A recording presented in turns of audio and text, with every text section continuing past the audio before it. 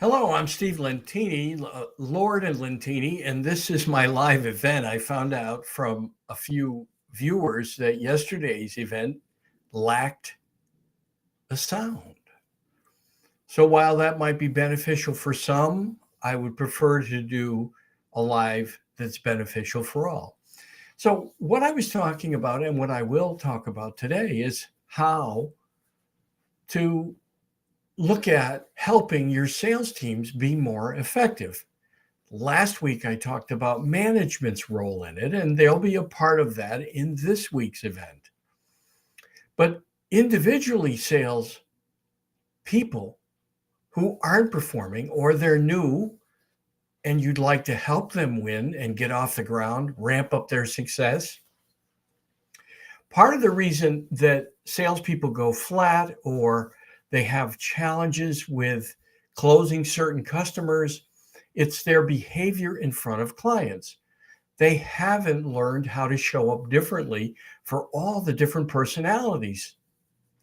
And so what happens is they lose 30 to 40% of their audience because they're not connecting.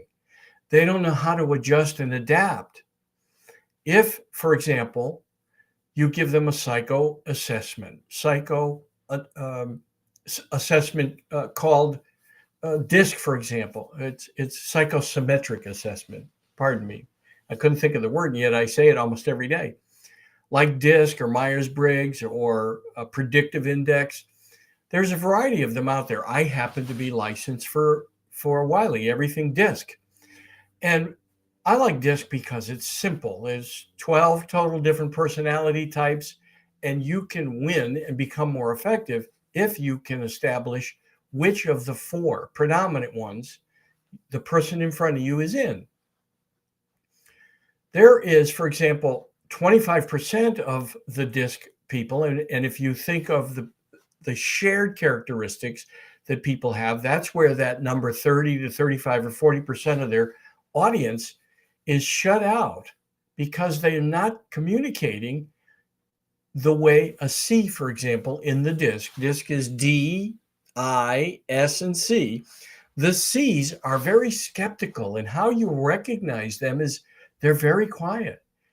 When you go to a meeting, it's hard to get them talking.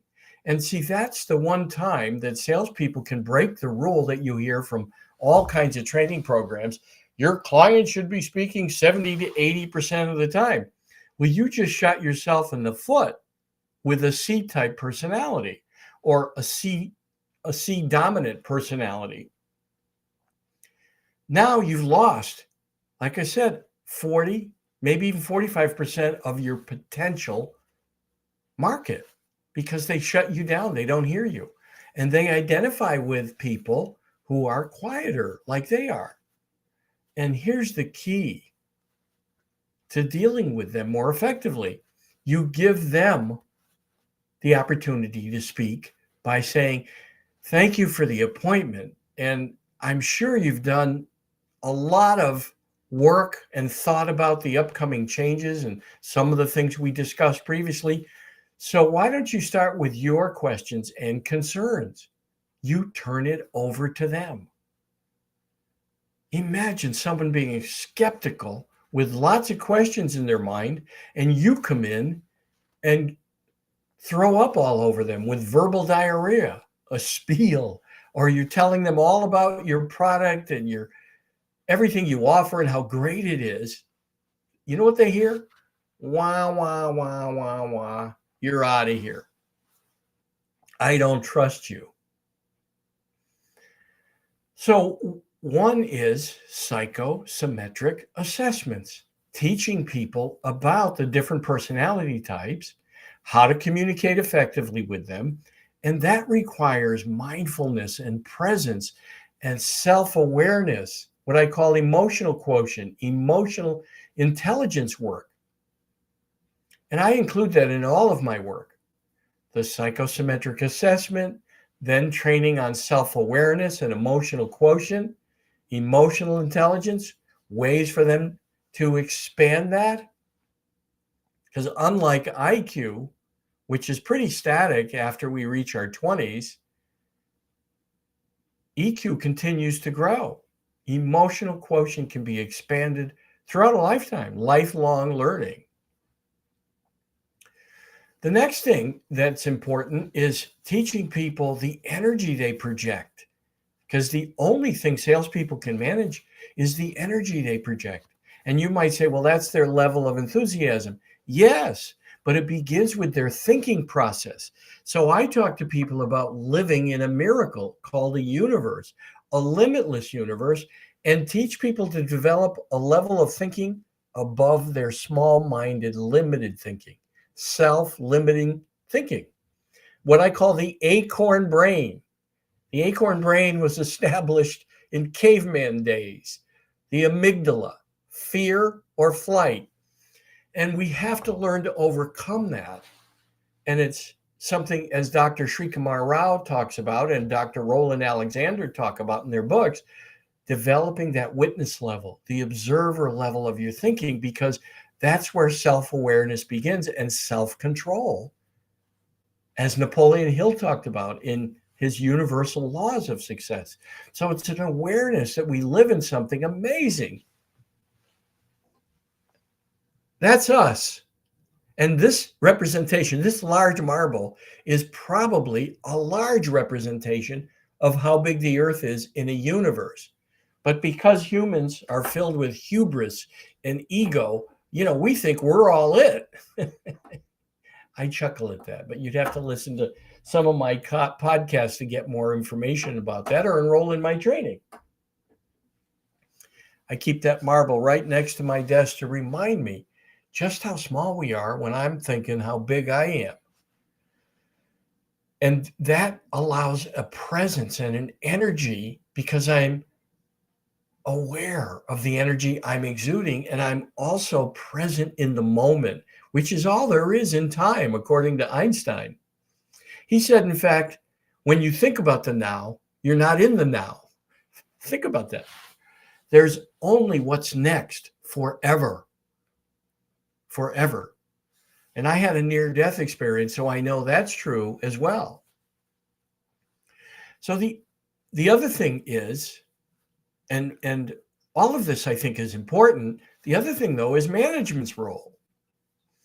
And management has to look at, first and foremost, how did we create this environment? What's our role in it? What can we do differently? What behaviors did our compensation program drive? Are we asking top salespeople to review changes in our compensation program, and what behaviors it would motivate them to drive? Because they know. Your top people can look at the compensation program and know exactly what it'll drive them to do, and you can get their feedback. Most management teams don't. They don't ride along with people enough. They don't go see top customers enough. That what I call the Pareto Principle, it's not mine, but the 80-20 rule. All management should be engaged in seeing the top 20% of customers that are giving you 80% of your business. And then are you teaching your sales team what to look for in their targets, and even helping them identify targets by looking at your customer base? Your customer book tells you a story. I've gone into companies that have 5 full file cabinets of quotations, requests for quotation, RFPs, and they got 2 drawers of closed business. They're wasting way too much time on business they weren't going to win anyway, and they don't have the dialogue about that because they're not looking at what they wouldn't say yes to, what they wouldn't say yes to, what the Harvard professor, the top negotiator, William Ury, writes about in his book, The Power of a Positive No. A positive no. We wouldn't be able to say yes to that. So how do I help management? I help them identify the top customers, why they're productive, why they're profitable, why they're considered such good customers. And then the next level, the good customers, the great customers, the good customers. And then we go through the file and identify customers that are high cost to serve. which affects the bottom line of companies. I'm amazed how many companies don't do activity-based costing on the services or products they provide. Which customers are the healthiest, productive, most profitable? And when you understand that, you know which ones are not. And then you teach sales teams to say, we wouldn't be able to say yes to that. Would you like to hear what we could say yes to? Some companies can adjust their behaviors to rise up and get your best offering, your most profitable and yet productive for you and them offering, which means it's actually, you're able to offer better pricing because they're productive. They help contribute to lowering your cost, and therefore you can offer them a lower price. It doesn't mean cheaper. It means you and the customer are working together, and by communicating what makes you more productive, therefore profitable, means you can translate that into lowering your customers' costs. It's a common sense conversation I've had many times over the years with customers. When I sold business to business supplies, I would tell people, the higher volume, the larger your orders, the fewer deliveries we have, it makes us more profitable. If you have the space, take fewer deliveries, fewer invoices, and it costs you less. How would that affect your costs? Fewer deliveries, larger orders. They all said, well, we would pay one check a month. We would meet the truck once a month and spend maybe 20 minutes more, but we would eliminate the 3 other meetings that we had to drop the dock plate, our warehouse guy talking to the driver. They understood they could probably save a few hours every month, plus the productivity of processing less paperwork. And so I had some of the most productive customers, and yet the company had never incented me to do that. I did that myself. They never did activity-based costing. If they had, they probably would have paid me more for those customers. It didn't matter. I wanted it to be productive for my customers and productive for me. But companies don't think about that. So let me recap. For sales teams to be most effective, 1, psychosymmetric assessments. Why do I think that's important? It teaches them to communicate with all the different personality types, and it increases their closing rate by 20, 30, and even 40%. They're more effective with a wide range of characters. 2, self-awareness and emotional quotient, emotional intelligence training included in sales training. Stop with techniques and tactics. Why I think it's important. Self-aware, mindful people who have continued growth in emotional intelligence are a pleasure to be around. And again, they're connecting with more people. And they're also able to have conversations, a dialogue that brings in healthy customers. They set some healthy boundaries and parameters. And customers are willing to work with companies that are frank and honest and mindful and authentic. And so it's important because, again, their closing rate is higher. And then 3rd, universal laws, the energy that one projects, that we live in something limitless, and teaching thinking that's limitless to break through self-limiting barriers. And people who are flat, it begins in their head. Like I said, the acorn brain, self-limiting thinking. So that's important. And I think that's important because those kind of people, limitless thinkers, are not stymied by challenges and problems, even those presented by customers. And they're fun to be around. They're not Pollyanna, they're real. And so that's why I think that's important. They retain customers longer. They have great relationships and they get more referrals. And then management's responsibility for what's occurring. That's important because that means you're easier to work for and with. When management takes their responsibility instead of saying, sales team's not working. I hear that a lot. It's crazy for a leadership team to even say that anywhere, even amongst their peers on the management team. It's what's our responsibility and what's occurring. And that's important because people like to work with self-aware leaders who are willing to share their 100% of what's going on, right? I like to use what Gay Hendricks talked about in his book, The Big Leap. For each side to have healthy dialogue, it should look like this. Here's my 100% or our 100% share of what's been happening. And I'd like to hear your 100%. What are your thoughts? What are the team's thoughts about their 100%?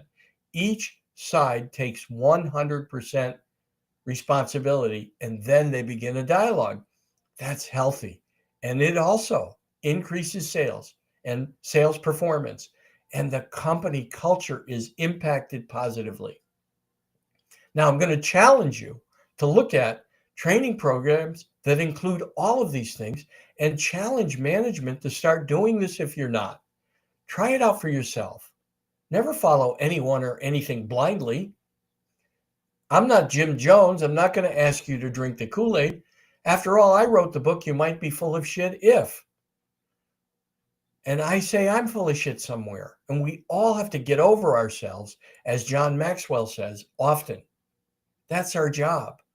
And we can see what the result is of everyone trying to be right in society. Even our leaders are just pointing fingers and playing the blame game, and have for years. And I think people are getting sick of it, at least based on the performance of my podcast, You Might Be Full of Shit If, and the sales of my book. Plus, I had to write. So besides You Might Be Full of Shit If, I had to write the book You Might Be Full of Number 2. After all, we do know better, the woke edition, just because of the way people are communicating today. And here's the other book, You May Be Full of Shit If. I wrote it because it's craziness, what we're doing. We're having monologues and not dialogues. So you have to prove this to yourself. And I'm glad to help. You can reach out to me, steve@stevelentini.com, steve@stevelentini.com. I'll spell Lentini. That's L as in Linda, E, N as in Nancy, T as in Tom, I-N-I, steve@stevelentini.com. I'm glad to help. And you can help your sales teams and your company become more effective.